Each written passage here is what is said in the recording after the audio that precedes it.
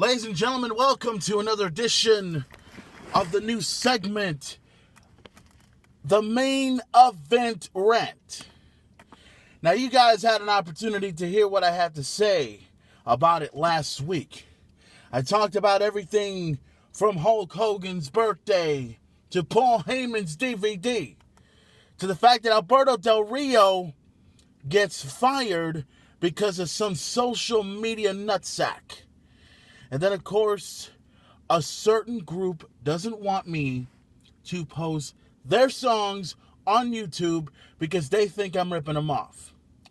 And the saga continues, but that is for another time. That will be for another place when it happens. Tonight is a SummerSlam rant. And that's exactly what the main event's going to do. I am going to talk about WWE SummerSlam, which just took place a few minutes ago. The main event enjoyed and digged SummerSlam. It was awesome.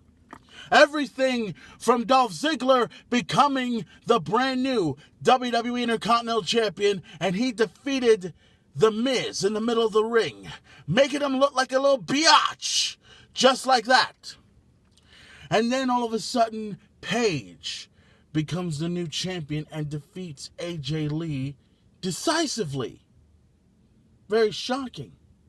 I never thought I would ever see that, but it happened. And then Rusev would win and disgrace all of America. Jack Swagger did all he could for America. Zeb Coulter did all he could for America. But it wasn't enough. A lot of people were expecting Hulk Hogan to show up and make a big difference of it, but it didn't happen. It's not the fact that he never cared about our country. Hulk Hogan just couldn't come out. That's all you have to know. Just like that. And then we move on to, the craziest lumberjack match in the history of professional wrestling between two of the members of the Shield. Two of the former members of the Shield. Seth Rollins and Dean Ambrose. And the Lumberjacks did exactly what they were supposed to do. They did everything they could and more. The Lumberjacks kept throwing Ambrose and Seth right back into the ring, while Ambrose and Seth were getting on to the Lumberjacks. Dean Ambrose was like a wrecking ball. He wrecked every single time. He jumped over, he wrecked the Lumberjacks, he went outside, he beat the living shit out of Seth Rollins in every way possible. And then who comes to make sure everything was done correctly? The supposed director of operations, Mr. Kane. Corporate Kane, if you will. And it seemed that at the end, like everything was going according to plan. Dean Ambrose had Seth Rollins right where he wanted him with his own finishing move. And then Kane decided to go ahead and interfere, and it was expected for Kane to interfere. And then before you know it, everything went out of control. And in the end, Seth Rollins came in, did what he did, hit it with the briefcase, 1, 2, 3. Seth Rollins defeats Dean Ambrose in the lumberjack match. But I guarantee you right now, if you think this is over between Dean Ambrose and Seth Rollins, you're out of your mind. Because Kane, Mr. Corporation Boy, if you will, you have not seen the last of Dean Ambrose, and more importantly, you have not seen the last of Seth Rollins versus Dean Ambrose. Because I guarantee you, the story isn't over. Not by a long shot. And then, the Eater of Worlds against the Ayatollah of Rock and Roll. I said from the beginning that when Y2J returned, he would beat Bray Wyatt in the middle of the ring at Battleground. And that's exactly what happened. And then I predicted several weeks back that if these two go at it again, it's going to take place at SummerSlam. And if it happens again, it's going to be Bray Wyatt over Y2J at SummerSlam. And it was a tremendous match. Everything you've ever wanted. And then at the end, one Sister Abigail, one move away, Bray Wyatt wins and beats Y2J in the middle of the ring. It's expected. And then the whole brawl between Stephanie and Brie Bella, which I knew it wasn't going to be a fight, and I knew it wasn't going to be much of a struggle. And it's funny how the fans decide to go ahead and chant, "You still got it," to Stephanie McMahon when she never had it in the first place. People seem to forget that Stephanie, even though she was a former WWE Divas champion, she wasn't really much of a champion. Remember, she defeated a world-class athlete that was twice as good as her, named Jacqueline. And she held on to that championship for a while, but she never really defended it until she lost it to Lita several months later. So if the fans want to go ahead and say that Stephanie still got it, I got news for you. Stephanie never had it in the first place. But she learned, didn't she? She learned from her husband. She learned from some of the best wrestlers in this industry. After all, she is a McMahon. Remember that. And this match between Brie Bella and Stephanie was everything you've ever wanted and more. Right? Everything you ever wanted and more. And then I said on Twitter that Triple H was going to somehow expect to come at ringside and interfere. You expect that to happen, and it did.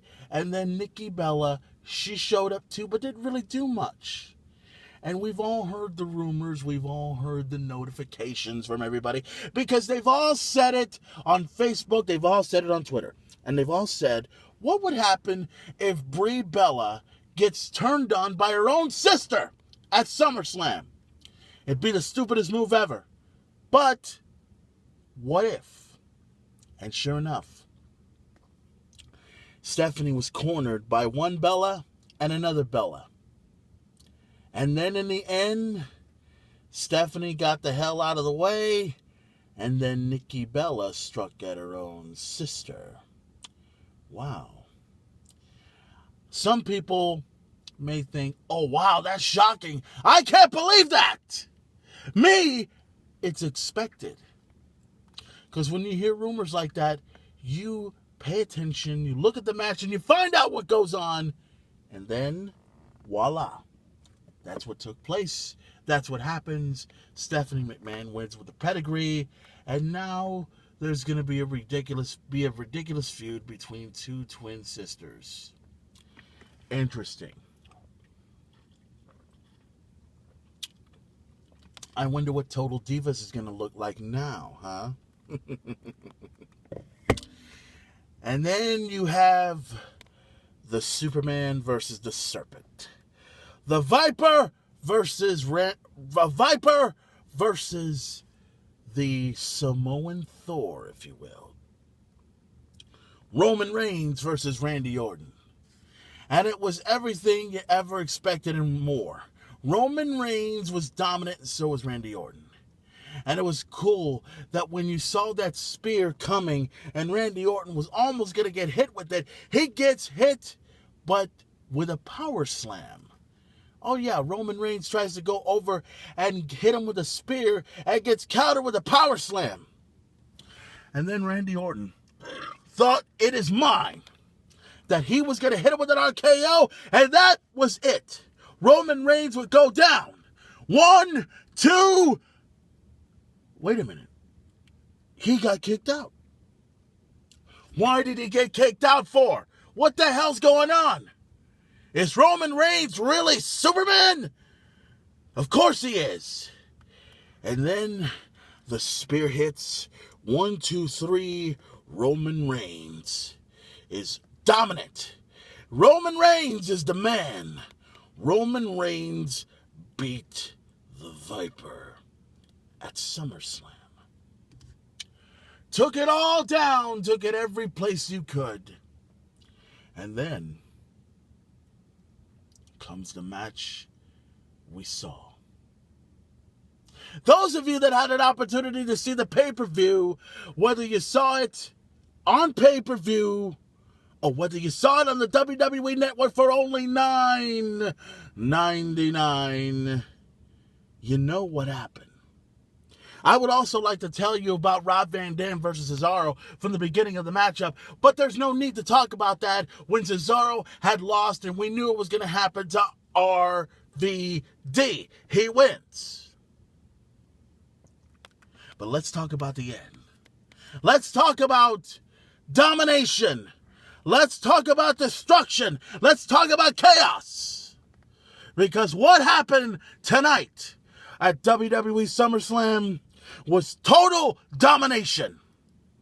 In 2012, at Extreme Rules, John Cena was practically destroyed, was practically dominated by Brock Lesnar. And people said that there was no way for John Cena to pull this off.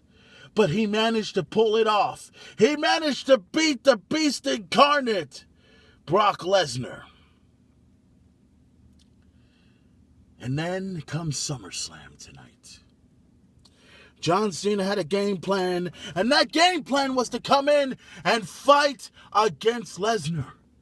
But who would have thought that Brock Lesnar would do what I never expected him to do? He's had some great matches. Every time I saw him, he went up against The Undertaker. He went up against Triple H. He went up against CM Punk. He went up against some of the best wrestlers on the planet. Some he's lost, some he's won. But when Lesnar went to SummerSlam, and he didn't just beat John Cena in the middle of the ring. He dominated. He hit at least over 16 German suplexes on John Cena. He practically main and mauled John Cena. With all due respect, I like John Cena, just like the rest of the other fans do. But there comes a time when you have to face off against a man that's beyond your limits.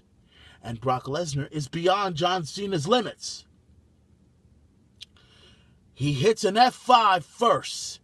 30 seconds into the match, and we thought it was going to be over right there. But John Cena kicked out. And then during that entire match, Cena was completely, totally destroyed at the hands of Lesnar. And at the end, one F5. 1, 2, 3.